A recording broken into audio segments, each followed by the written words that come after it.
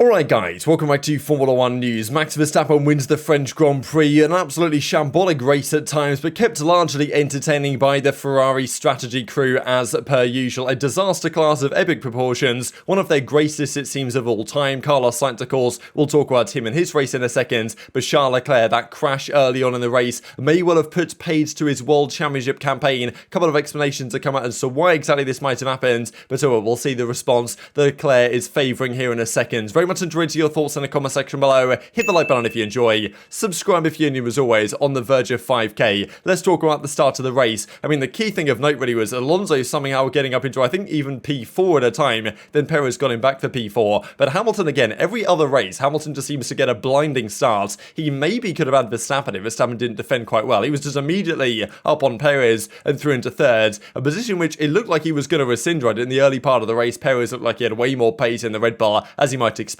Hamilton defended well, and then just seemed to have more pace, to be honest, as the race progressed. Like, crazy how the Mercedes is so bad in quali, and then in the race pace it somehow comes kind of good. But I mean, I want to see really Verstappen and Perez's differential in pace, because that was substantial this weekend. Perez really wasn't there for the Red Bull team, and ended up not making it on the podium. First lap there was an instant, Tsunoda got spun round. He started in Q8, or P8, sorry. Didn't take too long for his race to be over. A few retirees this race, and of course the major retiree was Charles Leclerc. Early on in the race, effectively what had happened there is Verstappen was trying to put the pressure onto Ferrari, and I think Ferrari had an intelligent strategy actually in terms of the idea that they came in here and said, okay, we're going to run more downforce, we're going to be faster through sector 3 especially, going to try and keep Verstappen behind on the straights, effectively on the back straight and also the DRS straight down the start finish line, and then try and keep Verstappen behind, make his tyres warmer than ours, and therefore have an advantage. That seemed to be working out perfectly. Verstappen, after about lap 8 or 9, had to drop back a bit, was about 2 seconds behind, and then they pitted Verstappen and said, okay, we're going to go onto these hards and going to try and go long to the end of the race, as they ended up being able to do. Kind of crazy that we thought this would be a very high tyre deg track, but pretty much most cars made it to the end on a one-stop. Sainz will talk about it though in a second. So anyway, Leclerc going around the very, well, a beautiful turn when you nail it, turn 11, like he goes a bit wide, touches the white line, loses the rear of the car, and just sends it into the wall. I think he realised these couple of laps that he really had to push hard, because Verstappen of course had pitted. There were a few key laps there for Leclerc to really push it, so that when he pitted, he could maintain that advantage and kind of, well, undermine the undercut that Verstappen was trying to pull off. Because if Verstappen had got ahead, it would have been very tough for Charles Leclerc to get back with the straight line speeds that, of course, the Red Bull had this weekend. But yeah, Charles Leclerc pushed a bit too far,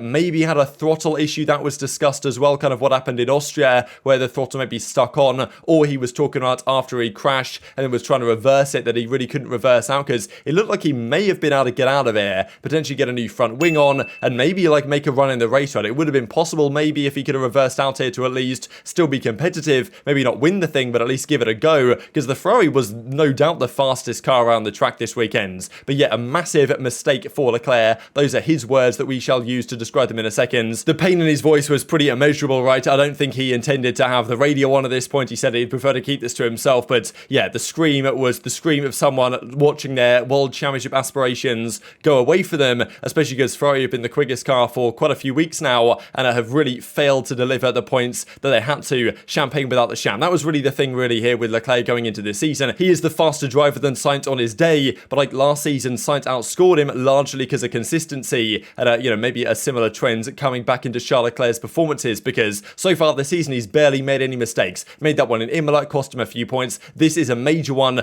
that probably, not necessarily guaranteed, but may well have effectively ended his title campaign, because Verstappen doesn't seem to drop points. He's always there or thereabouts picking up some points. It's going to take an absolute miracle for Ferrari's point of view to overturn this deficit now. Would have been better, of course, if today Sainz had been able to take some points off Verstappen. In fairness, he did take the fastest lap point off Verstappen, but well, he got a 5-second time penalty for an unsafe release. It was all going on for Ferrari, because the safety car comes out, they pit everyone. Sainz has some issue with his stop, then they just release him straight into the path of, I think it was Ocon, it was one of the Alpines anyway. Oh no, it was Williams actually. The Williams had to lock up the car. It was a blue car anyway. Sainz, it was a I don't know what the Ferrari pit crew were thinking there. They released him right into his path, and Sainz gets a 5-second penalty for that. That was a big deal actually, because as the race progressed, they needed those 5 seconds back, and in the end it probably didn't cost them the place that they got, but what cost them the place that they could have got was strategic inconsistencies as per usual. He got this penalty. His engineer came on the radio to say it was a 5-second stop and go, which is a much bigger penalty than he had, because a stop and go means you've got to come in pretty much right now, go all the way through the pit lane, sit there for 5 seconds, go out through the pit lane again, costing you, 35 seconds or so. And Sainz was like, no, that's not the case. Like, Sainz does the strategy for his own team. Like, when does Sainz and Ferrari agree on strategy? Like, it doesn't seem to be the case. There was massive blistering actually on both Leclerc and Sainz's mediums. And obviously that was the question. Could Sainz go to the end? After the safety car came out, he kind of got screwed over a bit because he ended up, of course, on the mediums. So he probably would have had to pit again, as of course he did. Now, whether he could have got away with not pitting again was the big question, because if he hadn't have pitted again, he could very well have had a podium today. But Ferrari let that slip away because,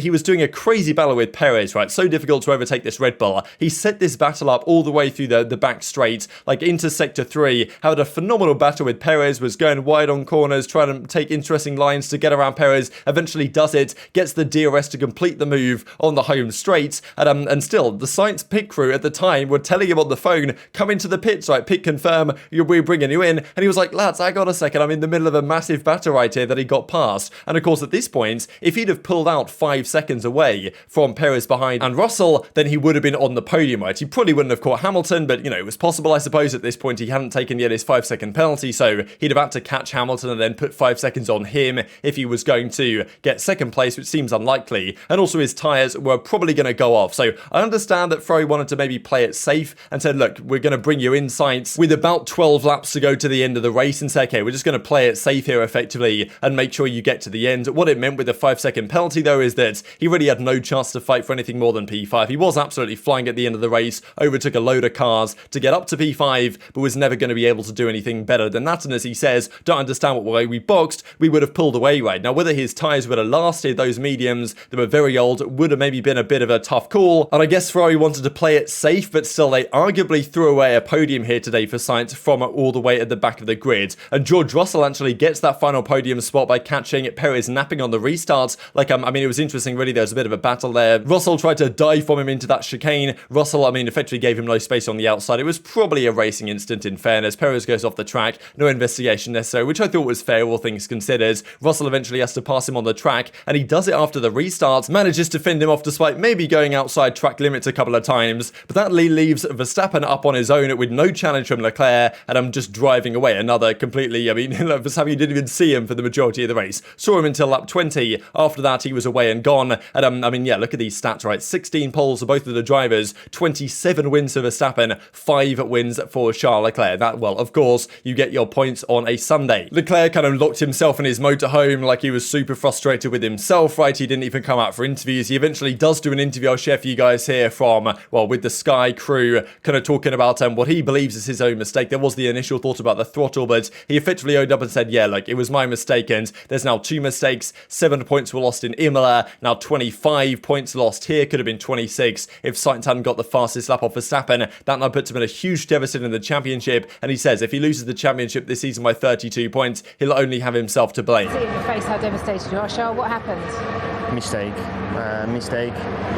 As I've been saying, I think I'm performing at my highest level in my career, but if I keep doing those mistakes, then it's pointless to perform at a very high level. I'm losing too many points. 7 I think was in Imola, 25 here, because honestly we probably were the strongest car on track today. So yeah, if we lose the championship by 32 points at the end of the season, I will know from where they are coming from, and it's unacceptable. I just need to get on top of those things. How do you address that? What do you do? Do you go and speak to somebody? Do you sit down with the team? Do you have anyone you can speak to? I go through the same process all the time, try to analyze. The snap was a bit of a weird one, so I'll look into the data, try to understand if there's nothing that I don't know yet, but to me it's a mistake, and that's it. It's been a very difficult weekend for me. I struggle a lot with the balance of the car. I like oversteering cars, but when it's warm like this, it's very difficult to be consistent, and I've been very difficult to put laps together, and I did a mistake at the wrong moment, so Yeah. So it did seem like at the start of the season that Leclerc was kind of like a changed driver, a new driver that didn't make these mistakes anymore and didn't find himself in these positions, and seemed to honestly be like driving the best of anyone in the grid, so especially in qualifying, of course. But in the race, these errors creep in once again, even relatively early on in the race here, right? And just gave Verstappen a free pass to the 25 points in the victory. And I mean, yeah, once again, it looked like Ferrari and Leclerc had points in the bag. Some of the issues that he's had have not been his fault. If none of the reliability issues happens, then Leclerc still probably would be in the championship lead or thereabouts. But his own mistakes have cost him, well, what is now a massive deficit. And even like the Red Bull guys were kind of saying in the post-race, well, they do that, well, they have the drivers in there, the cool-down room effectively, saying that there might have been a stuck throttle, but doesn't seem like Leclerc thought that was the case. He's going to look at the data and try and diagnose it, but more than likely it was his own mistake, went a bit too wide, pushing a bit too far to try and find some extra margin on those crucial in-laps before he was going to pit and try and stay ahead of Verstappen, went a bit too far, spun the car, did a latifi, put it in the wall, and that type of stuff is not, of course, going to win you a world championship, and this is kind of a crazy stat as well. 75 points now that Charles Leclerc has lost this season from winning positions. In Spain, of course, engine blow up, Baku, of course, engine blow up, and now this is his own mistake. 75 points would have overturned the championship leads, but yes, 75 points to 0 on all of those occasions. That now leaves the World Drivers' Championship standings looking like this. Max Verstappen, 233 points, Charles Leclerc, 170, Perez, 163, Sainz, 144, George Russell, 143, only 1 point behind Sainz. Hamilton's another 15 or so points behind Russell, but another great race for Hamilton. He's gone P3, P3, P3, P2 in his last 4 races. So ever since they stopped experimenting, Hamilton is, once again coming to a league of his own, it seems. And today he drove a phenomenal race given the car disadvantage, but it does seem like the Mercedes is so much better in the race than it is in quali. It's kind of crazy. Still don't have the pace to match the best. Wouldn't have been on the podium if both Charles Leclerc and Sainz were in position to deliver the goods. That wasn't the case, but,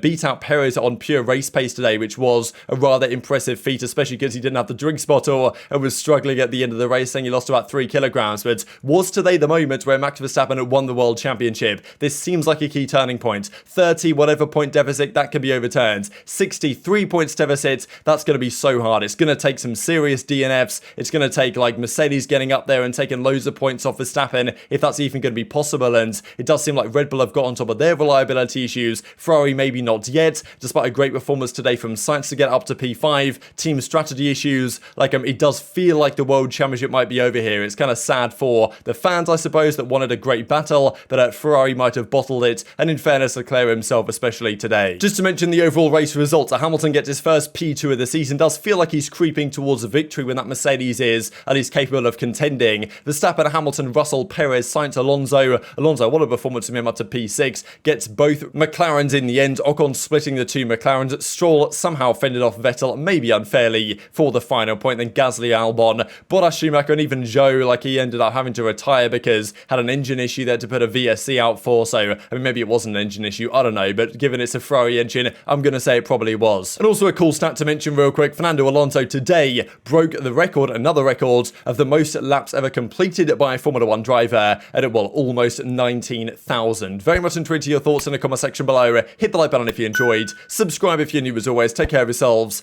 and I'll see you next time.